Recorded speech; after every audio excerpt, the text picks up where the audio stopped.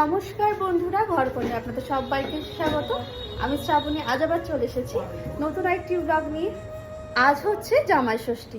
আর জানেনই কালকের লাইভে আপনারা দেখেছেন আমি চলে এসেছিলাম বাপের বাড়িতে। আর এসেছি আর সকাল থেকে মা জোগাড় যন্ত্র শুরু করে দিয়েছে। চলুন দেখা যাক কি কি জোগাড় যন্ত্র শুরু হয়েছে। চলুন দেখা যাক।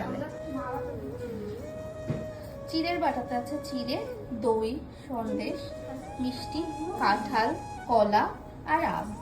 আর এদিকে ফলের বাটাতে আছে আপেল, শসা, পেয়ারা, মৌসুমী লেবু আছে আর লিচু। আর এদিকে আছে 6 পদের মিষ্টি। তো প্রথমেই বাবা আশীর্বাদ করতে বসে পড়েছে।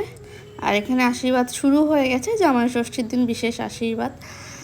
তো তারই কিছু ধান দুপতি একটু আশীর্বাদ করা। তো বাবা প্রথমে আশীর্বাদ করে নিল ধান দুপো দিয়ে, তারপর চন্দনের টিকা, তারপর প্রদীপের তাপ।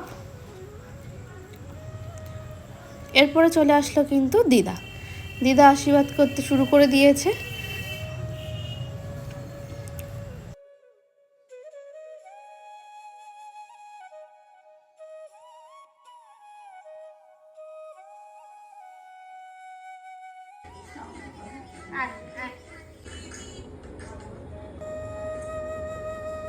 তো দিদা আশীর্বাদ শুরু করলে বেশ অনেকটা সময় ধরে আশীর্বাদ করে।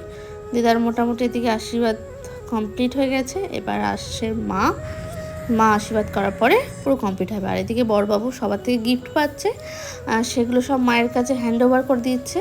অ্যাট লাস্ট মা বসে পড়লো আশীর্বাদ করতে। মাও বেশ অনেকটা সময় ধরে আশীর্বাদ করে।